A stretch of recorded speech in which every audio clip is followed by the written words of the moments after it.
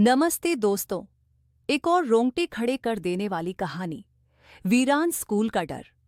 शहर से कुछ दूर एक सुनसान इलाके में एक पुराना स्कूल था जिसे सालों पहले बंद कर दिया गया था।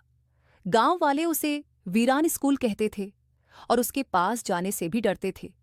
ऐसी अफवाहें थीं कि इस स्कूल में एक शिक्षक और कुछ बच्चे एक रहस्यमय बीमारी से मारे गए थे और उनकी आत्माएं आज भी वहीं भटकती हैं।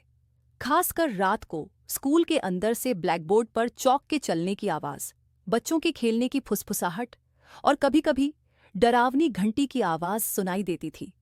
आकाश, सिमरन और विशाल, तीन दोस्त जो पुरानी और डरावनी जगहों की पड़ताल करने के शौकीन थे, ने उस वीरान स्कूल के रहस्य को जानने का फैसला किया। एक ठंडी अंधेरी रात को वे टॉर्च लेकर स्कूल में दाखिल हुए। अंदर धूल और टूटे हुए फर्नीचर का ढेर था और हवा में एक अजीब सी बासी गंध थी। वे धीरे धीरे क्लासरूम की ओर बढ़ रहे थे कि उन्हें एक कमरे से बच्चों के गुनगुनाने की धीमी आवाज सुनाई दी। जैसे ही वे उस क्लासरूम के दरवाजे पर पहुंचे, उन्होंने देखा कि बीच में एक टूटा हुआ ब्लैकबोर्ड था जिस पर अपने आप कुछ लिखा जा रहा था। कोई उसे लिख नहीं रहा था, फिर भी अक्षर उभर रहे थे। तभी उन्हें डेस्क के बीच से एक ठंडी हवा का झोंका महसूस हुआ और ऐसा लगा जैसे कोई उनके बगल में बैठा हो।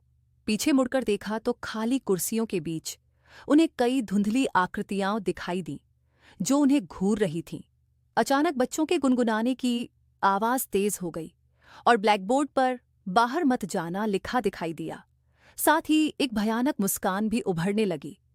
वे तीनों बुरी तरह डर गए और भागने लगे, लेकिन स्कूल का मुख्य दरवाजा अपने आप बंद हो गया था।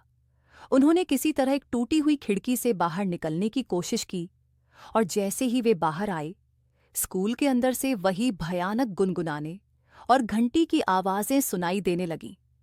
अगली सुबह उन्होंने पुलिस को सारी बात बताई, लेकिन पुलिस को स्कूल में ऐसा कुछ नहीं मिला।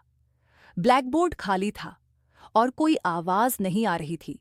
लेकिन आकाश, सिमरन और विशाल आज भी उस रात के बाद किसी भी पुराने स्कूल के पास जाने से कतराते हैं, क्योंकि उन्हें लगता है कि उन आत्माओं ने उन्हें एक चेतावनी दी थी। तो दोस्तों, आपको क्या लगता है वो आवाजें कहाँ से आती थीं? क्या उस स्कूल में सच में आत्माएं थीं या ये सिर्फ उनके दिमाग का वहम था?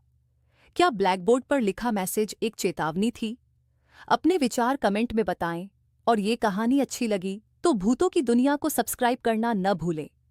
मैं कनिका मिलूंगी अगली कहानी में।